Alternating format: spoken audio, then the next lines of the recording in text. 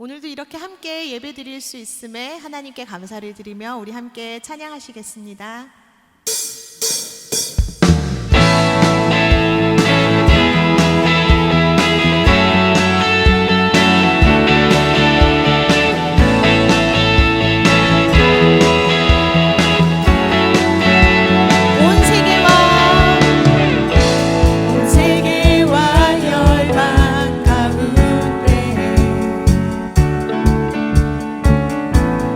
예수와 같은 이름으로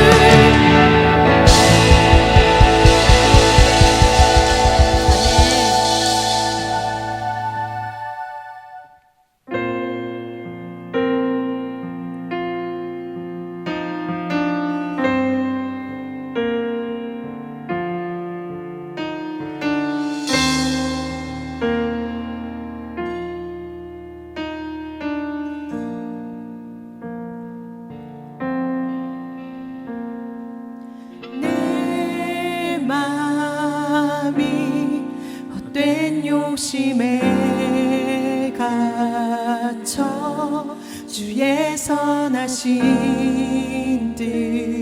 뜻을 보지 못할 때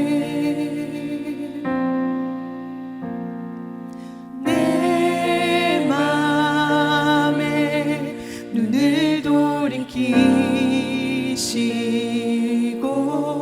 주의 말씀으로 나 인도하소서.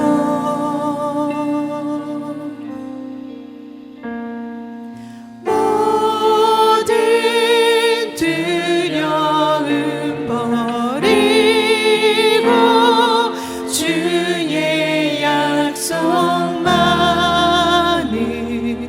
바라봅니다.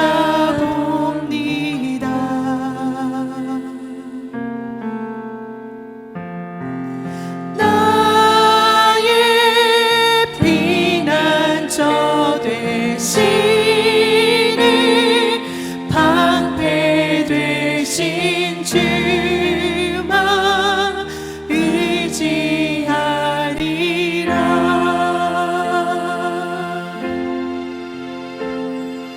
주의 뜻 하늘보다 높고 바다보다 깊고 신실하시네.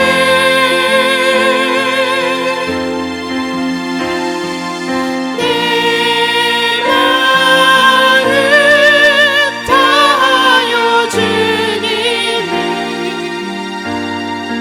계신 그곳으로 나가리라.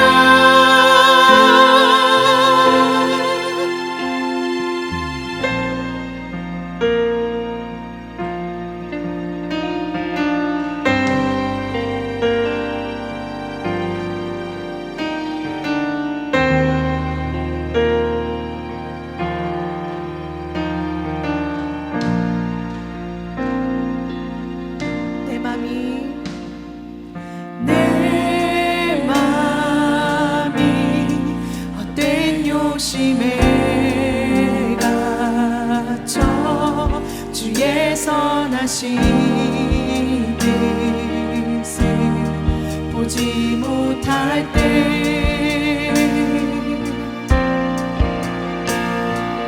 내 맘에 눈을 돌이키시고 주의 말씀으로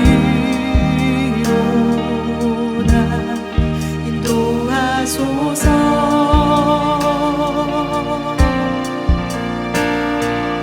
모든 두려움 버리고 주의 약속만을 바라봅니다.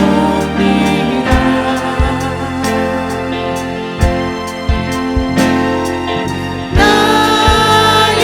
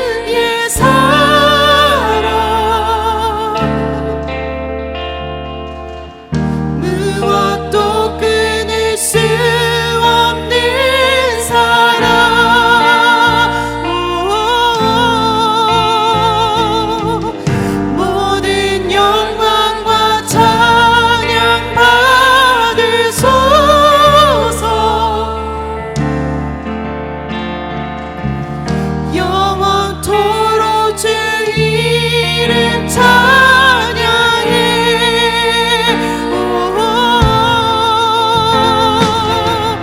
영원히 신실하신 주의 사랑, 무엇도 끊을 수 없는 사랑.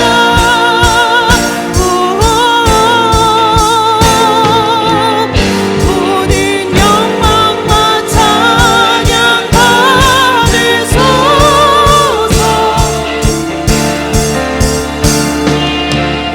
영원토록 주 이름 찬양해.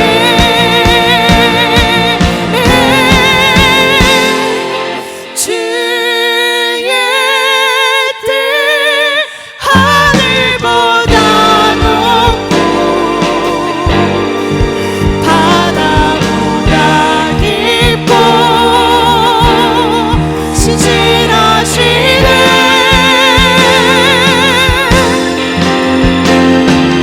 내 마음 다하여 주님이 계신 그곳으로 나가리라. 주의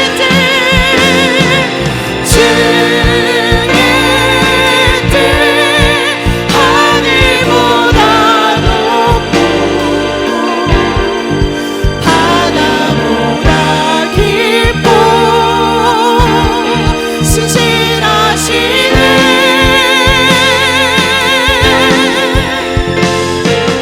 내 마음 다하여 주님이 계신 그곳으로 나가리라.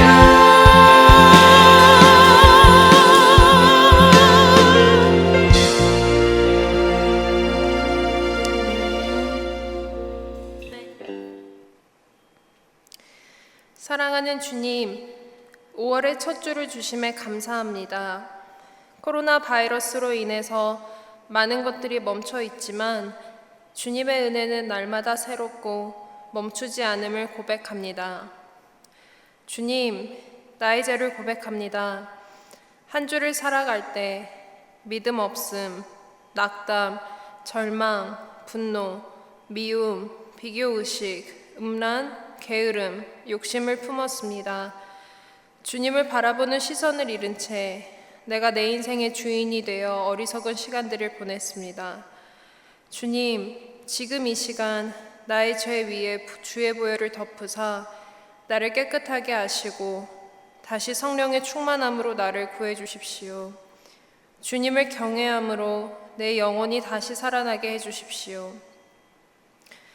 주님, 오늘 노희균 목사님께서 신명기 12장 28절에서 32절 말씀으로 우리는 하나님을 섬기고 있는가? 라는 제목의 말씀을 전해주십니다. 목사님께서 주님의 말씀을 온전히 대언하실 수 있도록 성령 충만하게 하시고 또 듣는 우리들에게도 영적인 귀가 열리고 순복할 수 있는 마음을 가질 수 있도록 성령님 일하여 주십시오. 말씀을 들을 때 나의 영혼이 살길 원하고 무너졌던 삶의 영역들이 정리가 되고 빛이 비춰지기를 원합니다. 우리 인생의 길이요 진리요 빛이신 주님을 오늘의 설교를 통해서 만나길 원합니다. 주님, 우리의 예배에 대한 열정이 식지 않기를 원합니다. 코로나 바이러스로 인해서 모여 예배드리지 못하는 이 시기에 나부터 주님을 향한 사랑이 사그러지지는 않았는지 돌아봅니다.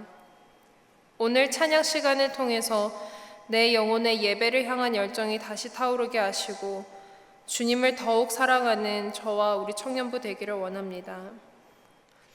다시 모여 함께 주님을 찬양하며 예배드릴 그날을 기대합니다.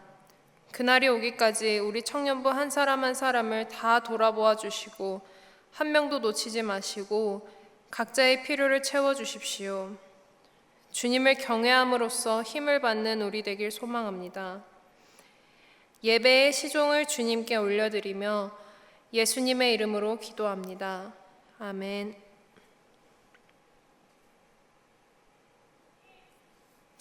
오늘 하나님께서 주신 말씀은 신명기 12장 28절에서부터 32절 말씀입니다. 내가 내게 명령하는 이 모든 말을 너는 듣고 지키라. 내 하나님 여호와의 목전에 선과 의를 행하면 너와 내 후손에게 영구히 복이 있으리라. 내 하나님 여호와께서 내가 들어가서 쫓아낼 그 민족들을 내 앞에서 멸절하시고 내가 그 땅을 차지하여 거기에 거주하게 하실 때에 너는 스스로 삼가 내 앞에서 멸망한 그들의 자취를 밟아 올무에 걸리지 말라. 또 그들의 신을 탐구하여 이르기를 이 민족들은 그 신을 어떻게 섬겼는고 나도 그와 같이 하겠다 하지 말라. 내 하나님 여호와께서는 내가 그와 같이 행하지 못할 것이라. 그들은 여호와께서 꺼리끼시며 가증히 여기시는 일을 그들의 신에게 행하여 심지어 자기들의 자녀를 불살라 그들의 신들에게 드렸느니라. 내가 너희에게 명령하는 이 모든 말을 너희는 지켜 행하고 그것에 가감하지 말지니라.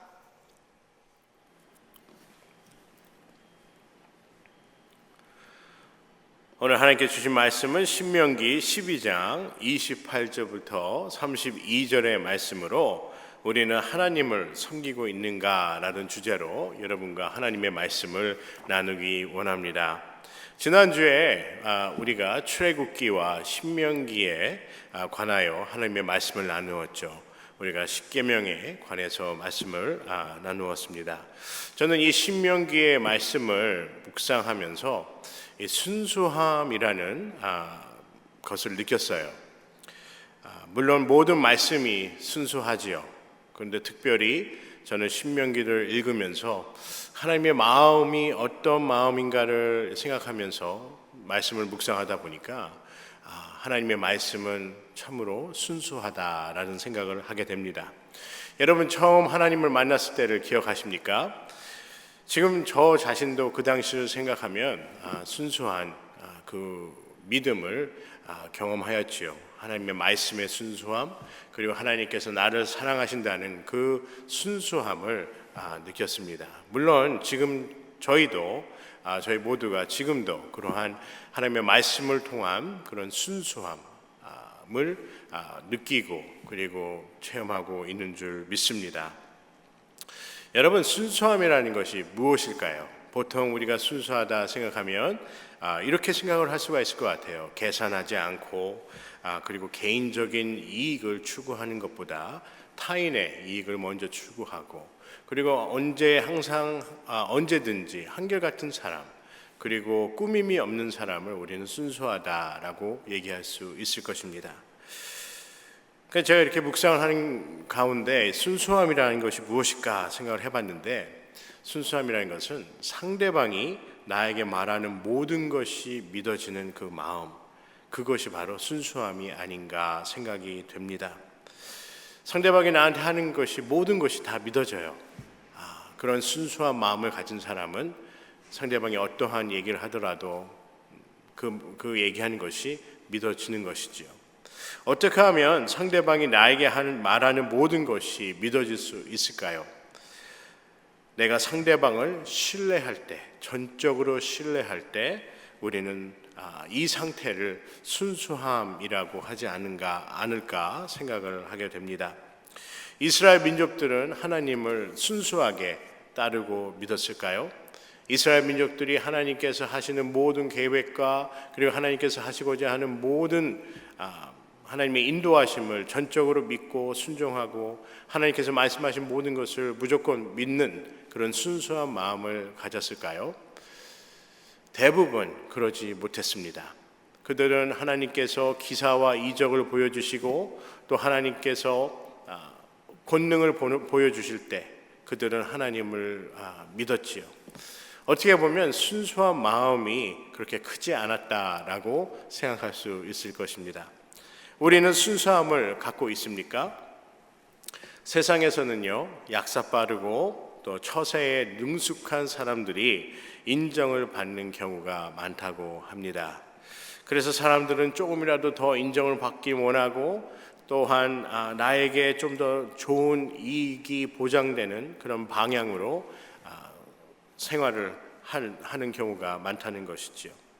그래서 이러한 인정받기 위해서 그리고 좀 더 나은 이익을 보장받기 위해서 순수하거나 순진하게 살면 항상 후회를 한다는 그런 생각들이 만연해졌다고 볼 수가 있겠지요. 그래서 순수한 마음을 갖고 또 순전한 마음을 갖고 살면은 어떻게 보면 세상에서는 뒤처지는 사람이 아닌가라고 생각이 들 수 있다는 것입니다. 지난주에 담임 목사님께서 우리 사역자들과 함께 예배를 드리시면서 예배 인도를 하시면서 이런 말씀을 하셨어요. 적자 생존이라는 말씀을 하셨습니다. 적자 생존하면요, 약육 강식이라는 것이 생각이 나죠. 약육 강식. 강한 사람만이 살아남는 것이 바로 약육 강식입니다. 근데 사실 적자 생존의 의미는요, 어떠한 환경에 잘 적응해서 살아남는 사람을 적자 생존이라 이렇게 합니다. 물론 그것이 사람이 될 수도 있고 어떠한 동물이 될 수 있고 그렇게 볼 수가 있는 것이죠. 그래서 적자 생존이라는 것은 어떤 환경에 잘 적응해서 살아남는 것, 이것이 바로 적자 생존이라 합니다. 그래서 이러한 생물학적인 의미에 비중을 두게 되지요. 또한 경제학이나 우리 사회학에서는 적자 생존의 의미가 우월성을 갖고 있는 기업이나 개인이 살아남을 수 있다라는 의미로 적자 생존이라는 단어를 사용하기도 합니다. 담임 목사님께서 말씀하신 적자 생존은 이렇습니다. 적자를 보는 사람이 생존할 수 있다라는 뜻이에요. 적자 생존. 적자를 보는 사람이 생존할 수 있다는 것이죠. 어떻게 보면 성경을 보면요, 참으로 이렇게 순전한 마음을 갖고 그리고 순결한 마음을 갖고 또 순수한 마음을 갖고 하나님을 섬긴 사람들이 더욱더 많은 고난과 어려움을 겪는 모습을 봅니다. 하지만 이 적자 생존, 그렇게 하나님을 따르는데 어떠한 핍박과 어려움과 고난을 능히 이겨낸 사람들, 이 사람들이 바로 성경의 주된 인물로 기록이 되어 있습니다. 여러분, 이솝 우화에 보면요, 토끼와 거북이가 경주하는 것을 여러분은 알고 계실 것입니다. 보통 사람들이 생각하기에 분명히 토끼가 거북이를 이길 것이라고 모든 사람들, 그리고 그 책을 읽는 모든 이들은 생각하였을 것입니다. 어떻게 보면 그것이 상식이 될 수도 있지요. 하지만 토끼는 거북이를 이기지 못했습니다. 이 토끼의 게으름과 또 나태함 그리고 교만함이 이 경주에서 이기지 못하는 원인이 되었지요. 반면에 거북이는 끝까지 자기 페이스를 놓치지 않고 끝까지 경주에 임하여서 게으르지 않고 교만치 않고 태만하지 않아서 결국에는 토끼를 이긴다는 그런 얘기가 바로 이 토끼와 거북이의 스토리입니다. 여러분, 예수 믿는다는 것이 얼마나 기쁜 일인 줄 아세요? 예수 믿는다는 것이 얼마나 즐거운 일입니까? 우리는 가능성에 목매달고 사는 사람들이 아니기 때문입니다. 우리는 복음의 말씀에 목매달고 살고 있습니다. 그렇기 때문에 우리는 이미 하나님께 큰 축복을 받았습니다. 우리는 확률에 의지하는 그러한 삶이 아닙니다. 우리는 하나님의 말씀에 의지하고 순수하게 그 말씀을 부여잡고 사는 우리이기 때문에 우리는 반드시 승리할 수 있는 삶을 사는 줄 믿습니다. 한국의 분당 우리 교회 이찬수 목사님께서 쓰신 책 중에 세상에서 믿는 자로 산다는 것이라는 책이 있습니다. 이 책에 보면요, 세상에서 인정을 받는 두 가지 길에 대해서 설명을 합니다. 다니엘서를 중심으로 말씀을 하셨는데 그 책에 보면 다니엘의 세 친구가 있었죠. 사드락, 메삭과 아벳느고가 있었습니다. 이들은 바벨론에 끌려간 어떻게 보면 노예나 다름이 없었지요. 그런데 그 나라에, 바벨론의 나라에 왕의 신상에 절을 하지 않은 이들은 풀무불에 던져버리겠다는 그러한 형이 그러한 법을 공표를 하게 됩니다. 이 풀무불이라는 것은요, 우리가 생각하기에 그냥 뭐 따뜻한 뜨거운 불이다라고 생각할 수 있겠지만 그냥 뜨거운 불이 아니라 용광로 같이 뜨거운 불입니다. 사람들은 그들을 비난했어요. 어떻게 왕이 명한 그 명령을 어길 수가 있을까부터 시작을 해서 어떻게 저게 현명하지 못한 판단을 할까? 자기 목숨을 어떻게 그렇게 쉽게 법을 지키지 않으므로, 왕이 명한 그 법을 지키지 않으므로 그러한 형벌을 받는 것을 기꺼이 받아들일까라는 생각을 하게 된 것이죠. 또 어떤 이들은 그렇게 생각했을 것입니다. 다른 나라에서 나라를 잃고 끌려온 그 주제에 뭐 그런 자존심이 있어서 그렇게 법을 무시하고 법을 지키지 않으려고 저러한 행동을 하는가라고도 생각할 수 있었을 것입니다. 그런데 그들에게는요, 바벨론의 왕이 한 법보다 더 중요한 법이 있었습니다. 그것이 바로 하나님의 말씀, 계명이었다는 것입니다. 누가 보아도 이 세 명이 살아남을 수 있는 그 풀무불에 던져서 살아남을 수 있는 확률은 거의 없다고, 희박하다고 볼 수밖에 없을 것입니다. 여러분, 보통 용광로의 이 불이요 1200도에서 1500도라고 합니다. 우리가 물이 끓는 그 온도가 100도쯤으로 볼 수가 있겠죠. 그런데 이 풀무불은요 1200도, 1500도가 되는 아주 용광로 같은 뜨거운 불이라는 것입니다. 이러한 불 속에 던져진다면 살아남을 수 있는 확률은 거의 없다는 것이죠. 제가 어제 저희 그 청년부에 멘토님께 한번 여쭤봤어요. 그 멘토님께서 통계학을 전공하시고 지금 대학교에서 교수로서 가르치시고 계셔서 제가 한번 통계학적으로 물어봤습니다. 이 세 사람이 용광로 같이 이렇게 풀무불에 던져져서 살아남을 수 있는 확률이 어떻게 되겠습니까? 라고 물어봤는데 확률을 뽑을 수가 없다는 것입니다. 이만큼 확률이 적은, 살아남을 수 있는 확률이 적음에도 불구하고 이 셋은 하나님의 말씀을 지키기 위해 기꺼이 왕의 명령을 받아들이지 않았다는 것입니다. 어떤 사람들은 그들을 정신나간 사람이라고 생각할 수도 있을 것입니다. 이찬수 목사님의 책에서는요, 세상에서 인정을 받는 길은 두 가지다라면서 말씀을 하십니다. 첫째는요, 세상에서 인정받을 수 있는 길 중에 하나는 능력으로 완전히 압도해 버리는 것이에요. 그것이 세상에서 인정받을 수 있는 첫 번째 방법이라는 것이죠. 그 중에 한 예로 엘리야 선지자는 이 악한 권력을 갖고 있었던 아합과 그리고 바알과 아세라 선지자, 바알과 아세라 신을 섬겼던 그 선지자 850명과 영적인 대결을 하게 되죠. 그들을 모아놓고 그리고 번제를 드리는데 그 번제물에 물까지 뿌리게 되어서 어느 신이 먼저 이 번제를 태우는지에 대해서 시합을 하게 됩니다. 이런 대결을 벌이게 되는 것이죠. 오늘 성경 말씀에 보면요, 열왕기상 18장 38절에 이렇게 말씀하십니다. 이에 여호와의 불이 내려서 번제물과 나무와 돌과 흙을 태우고 또 도랑의 물을 핥은지라라고 되어 있어요. 그 말 그대로 압도해 버려진 것이죠. 하나님 그 엘리야 선지자가 기도를 하자 하늘에서 하나님께서 불이 떨어지셨는데 그 불로 인해서 모든 것이 다 타버린 것입니다. 그 가운데 있던 모든 사람들이 그것을 보고 놀랬겠지요. 압도해 버린 것입니다. 그래서 세상에서 인정받기 위해서는요, 이렇게 완전히 압도해 버리면 인정받을 수 있다고 해요. 또 두 번째로는요, 오늘 제가 서두에 잠시 얘기 나눈 것처럼 다니엘의 친구들처럼 말씀을 믿으면 세상에서 인정받을 수 있다고 합니다. 목사님의 책에 이렇게 얘기를 합니다. 본문에 나오는 사드락과 메섹과 아벳느고는 엘리야에 비하여 할 수 있는 것이 없는 무능한 존재다.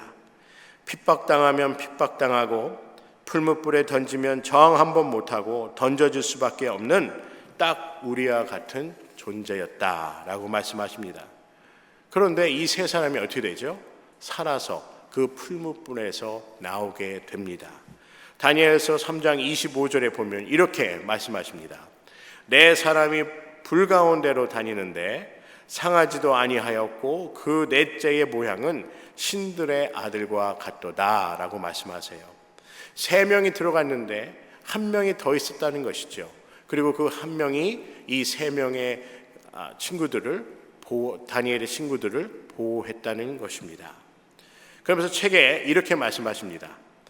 어떻게 이들이 살아남을 수 있고 또한 인정받을 수 있었을까라는 대답이 이 책에 나와 있는데요. 이렇게 말씀하세요. 바로 이 말씀이다. 말씀 때문에 그렇다는 거예요. 분명히 세 사람을 풀무불 속에 던졌는데 그 안에는 한 사람이 더 있었다. 이것이 비록 엘리야처럼 강력한 능력을 가지고 있지는 않더라도 우리가 세상 사람들에게 인정받을 수 있는 비결이다. 바로 하나님의 함께 하심, 즉 저 사람은 자기가 믿는 하나님과 함께하는 사람이라고 인정받는 것이다 라는 것입니다.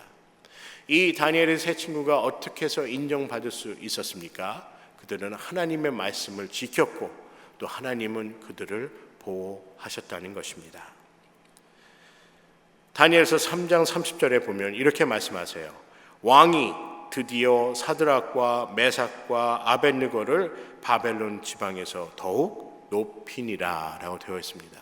이 사건이 있은 후에 다니엘의 세 친구는 높임을 받게 됩니다. 인정을 받게 되는 것이죠. 사랑하는 성도 여러분, 이 다니엘의 세 친구의 모습을 보면서 우리가 배워야 될 것이 무엇이겠습니까? 하나님의 계명을 지키고 말씀을 지키면 하나님께서 인정해 주시고 세상에서도 인정을 받는다는 것입니다. 하나님을 섬긴다는 것은요, 확률을 따라 사는 삶이 아니라 어떠한 경우의 수를 따라 사는 것이 아니라 하나님의 말씀을 따른다는 것입니다. 이것이 바로 섬김이라는 것이에요. 섬김이라는 것은 세상의 확률이나 세상의 경우의 수를 따르는 것이 아니라 하나님의 말씀만을 따르며 사는 것, 이것이 바로 하나님을 섬긴다고 하는 것이라는 것입니다. 그렇다고 제가 드리는 말씀은 합리성과 이성의 기준을 무시해야 된다, 그런 얘기가 아닙니다. 물론 과학과 의학과 수학의 이러한 원리도 중요하지요. 하지만 제가 말씀드리고자 하는 것은 신앙은 확률이 아닌 신앙은 말씀을 지키고 따른다는 것이 우선순위라는 것입니다. 이성과 신앙의 조화가 필요합니다. 하지만 더 중요한 것은요, 우리 삶에 더 중요한 것은 하나님의 말씀을 어떻게 하면 우리가 순종하고 따를 수 있을까? 이로 인해서 어떻게 하면 하나님을 더욱더 섬길 수 있을까라는 질문을 우리는 갖고 살아야 된다는 것입니다. 오늘 말씀에 보면요, 신명기 12장 29절부터 32절에 다른 신들을 섬기지 말라고 말씀을 하십니다. 29절의 말씀에 보면 약속의 땅으로 들어가게 하신다고 말씀을 하시지요. 하나님께서 약속의 땅에 이스라엘 민족들을 인도하여서 들어가겠다고 말씀을 하셨다는 것이죠. 그리고 30절에는요, 하나님께서 그들에게 이러한 주의를 주십니다. 그곳에 있었던 민족들의 자취를 따라 올무에 들지 말라고 말씀하셨다는 것이에요. 또한 그들의 신들을, 그 민족들이 섬겼던 그 신들을 탐구하지 말고, 그리고 그들이 한 그대로 다른 신들을 섬기겠다고도 하지 말라고 이러한 주의를 주신 거예요. 어떠한 주의를 주셨다고요? 하나님께서 약속하신 그 땅에 들어갔을 때 그 땅에 있었던 그 민족들이 섬겼던 신들을 배우지 말고, 또 그들이 한 그대로 그들의 신들을 섬기지 말라고 말씀하신다는 것입니다. 그 이유가 무엇이죠? 바로 올무에 빠지지 않게 하기 위해서라는 것입니다. 여러분, 올무가 무엇인지 아시죠? 올무는 덫입니다. 여러분, 사냥꾼들이 덫을 놓을 때는 어떠한 동물들이 잡기 위해서 올무를 놓는 것이죠. 근데 그 올무는요, 그 덫에는 그 가운데 이 동물들이 좋아하는 그러한 먹잇감을 그 안에 두게 됩니다. 그리고 그 먹잇감을 냄새를 맡고 그것을 먹으러 온 그 동물들은 어떻게 되죠? 올무, 덫에 걸리게 되는 것입니다. 그래서 사냥꾼에 잡혀서 그리고 끌려가서 결국에는 목숨을 잃는 것이지요. 이것이 바로 올무라는 거예요. 하나님께서 이스라엘 민족들에게 하나님이 약속한 그 땅에 들어가서 다른 신을 섬기지도 말고 또한 그 신들을 탐구하지도 말라고 말씀하신 이유는 그 덫에, 올무에 빠지지 말라는 것입니다. 그 올무에 빠져서 목숨을 잃지 말라는 것입니다.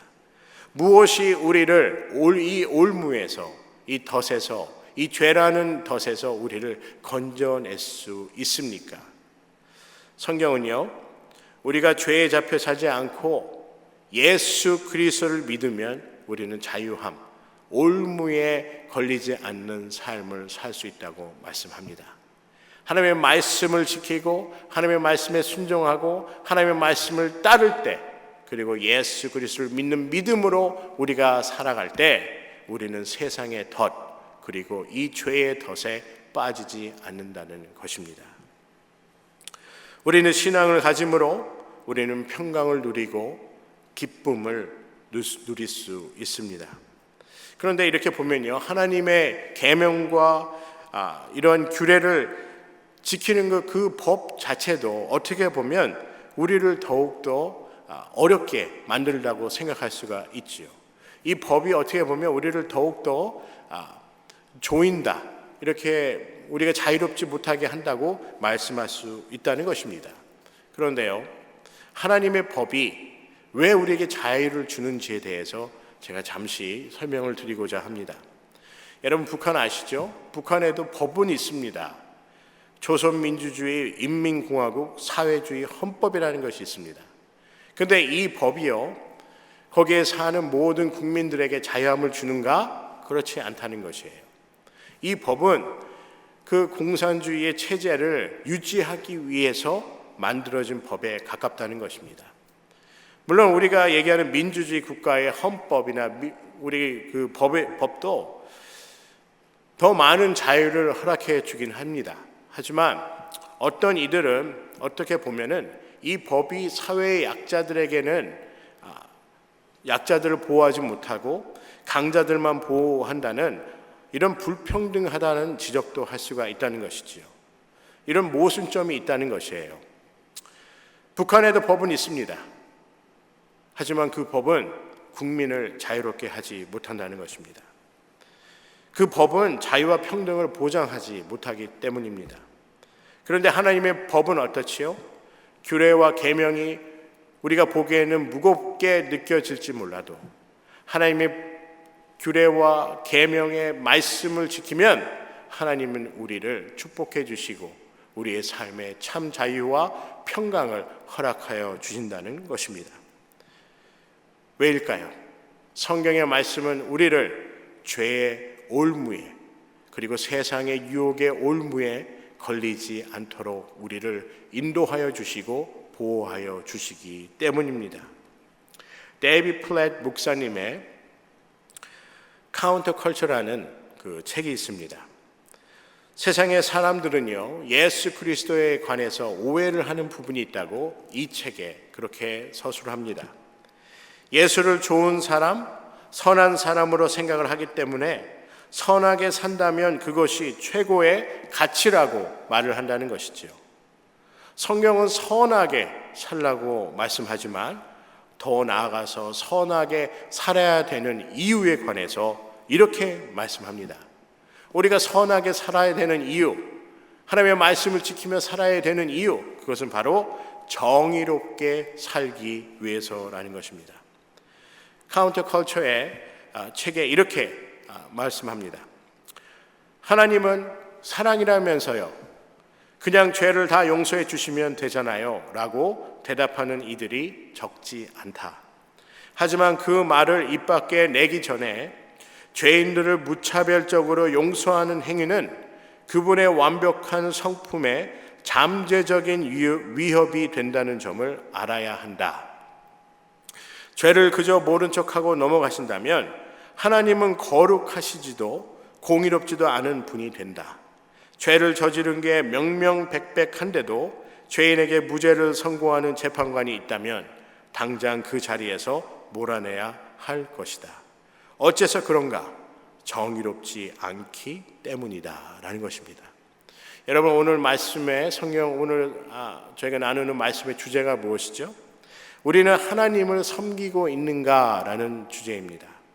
섬김은요, 봉사하듯 하는 것이 섬김이 아닙니다. 섬긴다는 것은 예수 그리스도를 닮아 정의롭게 살아가기 위해 하나님의 말씀을 따르는 것이 섬김이라는 것입니다. 우리가 주로 생각하는 섬김은 교회에서 어떤 부서나 어떠한 곳에서 어떠한 속에서 인도를 하고 도움을 주고 그리고 그런 것들이 섬김이라고 생각을 합니다. 섬김의 포괄적인 의미는요, 하나님의 말씀을 따르는 것입니다. 이 카운터컬처라는 책을 읽으면서 저는 섬김이 무엇일까에 대해서 생각해 보았습니다. 여러분, 섬긴다는 것에 대해서 어떻게 생각하세요? 저희 교회에서 저는 개인적으로 봉사라는 단어와 섬김의 단어를 구별하고 싶습니다. 봉사는요, 때로는 내 자신의 뜻과 내가 목적이 있어서 하는 것이에요. 하지만 섬긴다는 것은요, 그저 하나님이 명하시니까 나의 목적과 뜻에 맞지 않아도 하나님께서 명하시기 때문에 하는 것, 이것이 바로 저는 섬김이라고 생각이 됩니다. 여러분, 현대 교회를 보면요, 이 섬김과 봉사의 의미가 동일시되는 것을 보면서 안타깝게 생각을 합니다. 선을 행하는 선행의 의미가 남에게 잘해주고 남이 보기에 좋은 일을 하는 것이라고 생각하는 경우가 많다는 것이죠. 물론 그러한 면도 중요합니다. 하지만 더 중요한 것은 무엇이냐? 하나님을 믿고 하나님을 따르는 것이 선을 행하는 일이라는 것입니다. 세상에서 봉사할 기회가 얼마나 많습니까? 저는 감히 이렇게 말씀드리고 싶습니다. 교회는 봉사하는 곳이 아니라 섬기는 곳이라고 말씀드리고 싶습니다. 내가 능력이 되니까, 내가 해줄만 하니까 하는 것, 이것이 섬김이 아니라는 거예요. 내가 할 수 있는 능력이 있기 때문에 하는 것, 그리고 내가 그냥 능력이 있기 때문에 해준다라는 생각으로 하는 것, 이것은 섬김의 본질적 의미에 떨어져 나간다는 것입니다. 그 본질적 의미와 동떨어져 있다는 것이에요. 내가 좋아서 하는 것, 또한 가끔은 내가 할 수 있기 때문에 그냥 해준다는 식으로 하는 것, 이것은 섬김의 자세가 아니라는 것입니다. 여러분, 하나님을 섬긴 성경의 인물들을 한번 볼까요? 여러분, 그들이 봉사하기 위해서 하나님을 따른 사람들이었습니까? 그들은 섬기기 위해 목숨을 버리고 모든 것을 버리고 하나님을 따른 사람들이었습니다. 마태복음 20장 28절의 말씀에 보면요, 인자가 온 것은 섬김을 받으려 함이 아니라 도리어 섬기려 하고 자기 목숨을 많은 사람의 대성물로 주려 함이니라 라고 되어 있습니다. 예수께서 이 땅에 오신 것은요, 봉사로 오신 것이 아니에요. 섬기기 위해서, 자기 목숨을 버리기까지 하나님의 뜻을 이루기 위해서 오셨다는 것입니다. 이것이 바로 섬김이라는 것이죠. 모세가 이스라엘 민족들에게 봉사하기 위해서 40년 동안 하나님께서 이스라엘 민족을 목이 곧은 백성이라 하는 그 얘기를 들으면서도 불구하고 40년 동안 모세는 그들과 동고동락을 하였습니다. 모세가 그들에게 봉사하기 위해서 40년이라는 생활을 그들과 함께 하였습니까? 아닙니다. 하나님께서 명하셨기 때문입니다. 다니엘이 자신을 노예로 끌고 온 그 왕들에게 봉사하기 위해서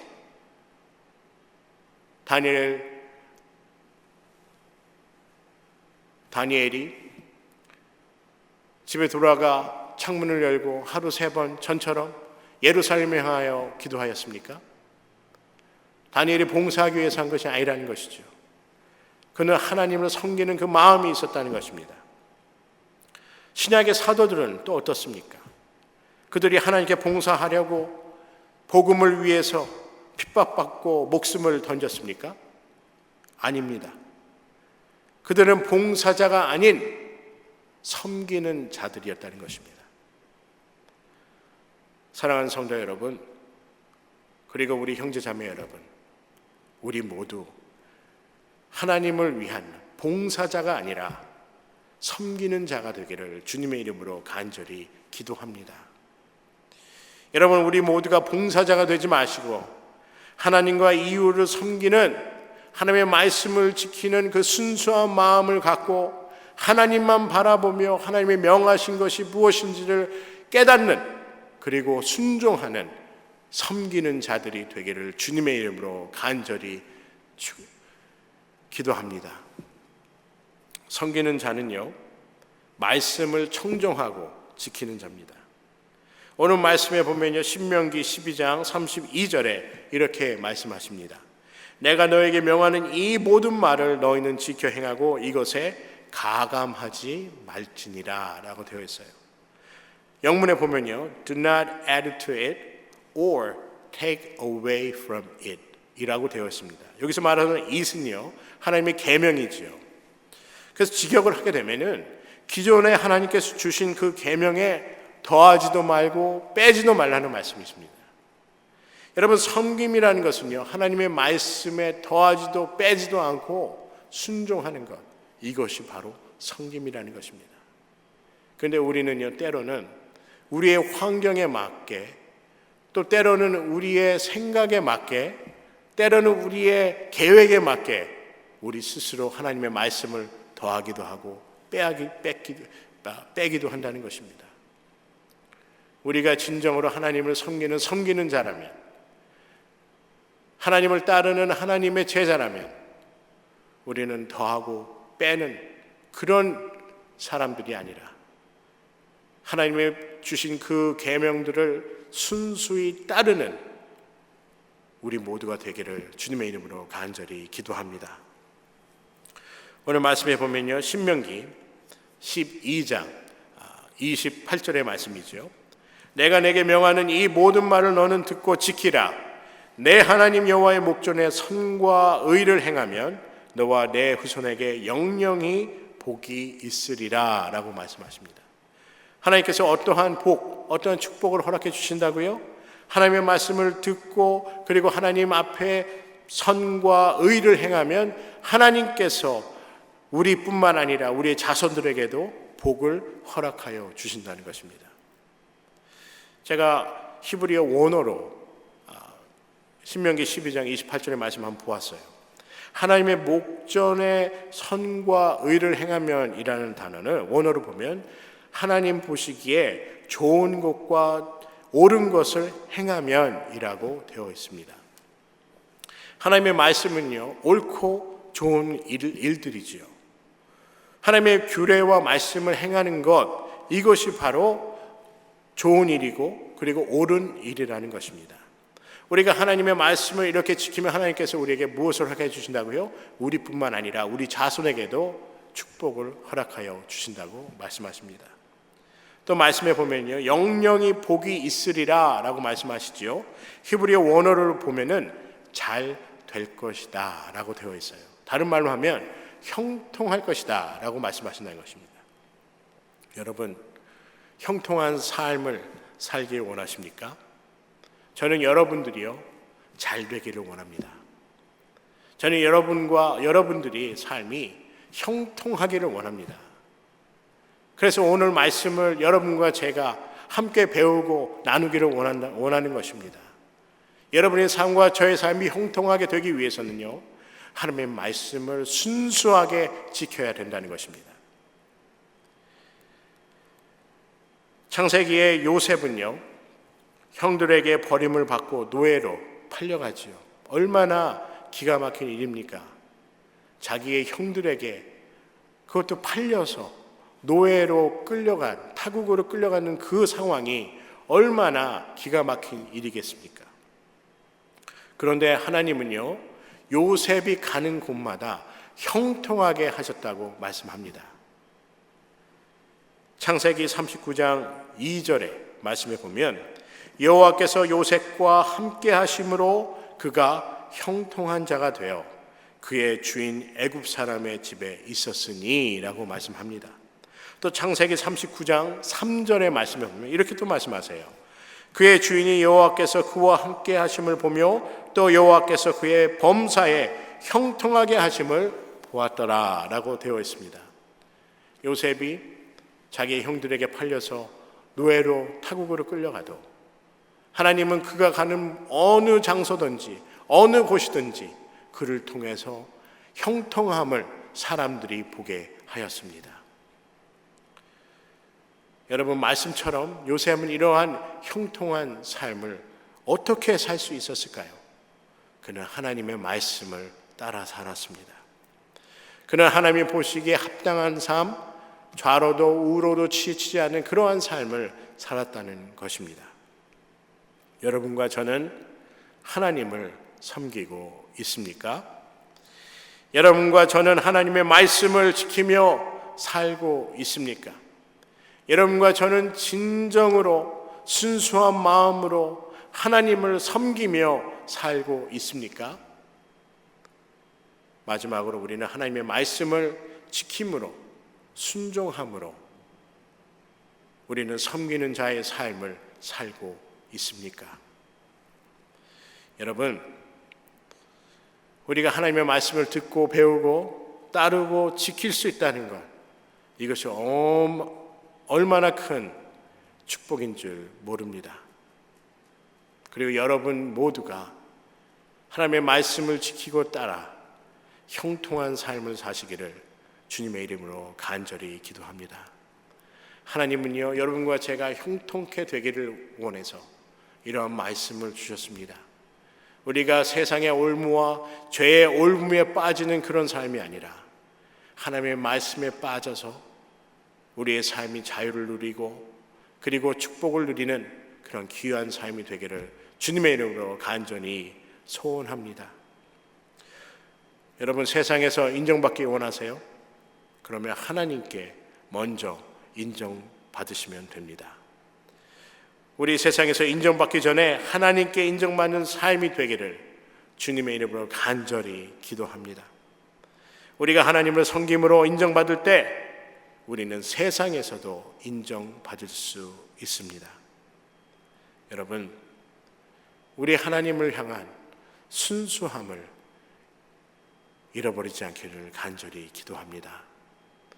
우리가 순수하게 하나님의 말씀을 듣고 청종하고 따를 때 우리는 참으로 섬기는 자의 모습으로 살 수 있습니다. 성경은 이렇게 얘기를 합니다. 너의 영혼이 잘된 같이 너의 범사에 강건하기를 원하노라 라고 말씀합니다. 여러분, 우리가 하나님의 말씀을 들음으로 우리의 영혼이 잘 될 수 있음을 믿어 의심치 않습니다. 여러분과 제가 진심으로 순결한 마음으로 또 신실한 마음으로 순수한 마음으로 하나님을 따라 진정으로 하나님을 따르는 그 모습을 통해서 세상을 변화시키고 그리고 사람들을 변화시키는 귀한 하나님의 제자들이 되기를 주님의 이름으로 간절히 기도합니다. 기도하시겠습니다. 사랑의 하나님, 오늘 말씀을 통해서 우리는 봉사자의 삶을 살고 있었는지 아니면 섬기는 자의 삶을 살고 있었는지 우리 스스로에게 물어봅니다. 우리가 생각하는 섬김이라는 것이 그냥 교회에서 열심히 좋은 일을 하고 그리고 다른 이들이 하지 않는 일들을 우리가 돕는 것이 섬김이라 생각할 때가 많았습니다. 하나님, 진정한 섬김은요, 오늘 말씀하신 것처럼 하나님의 말씀을 순수하게 듣고 순수하게 따르는 것이 바로 섬김이라고 배웠습니다. 예수 그리스도께서 십자가에 돌아가신 것 바로 섬김의 모습이었습니다. 신약의 모든 사도들이 자기의 목숨을 버리고 복음을 위해서 모든 것을 내어 던진 것, 그것이 바로 섬김이었다는 것입니다. 하나님, 우리 모두가 섬기는 자의 모습이 되기를 원합니다.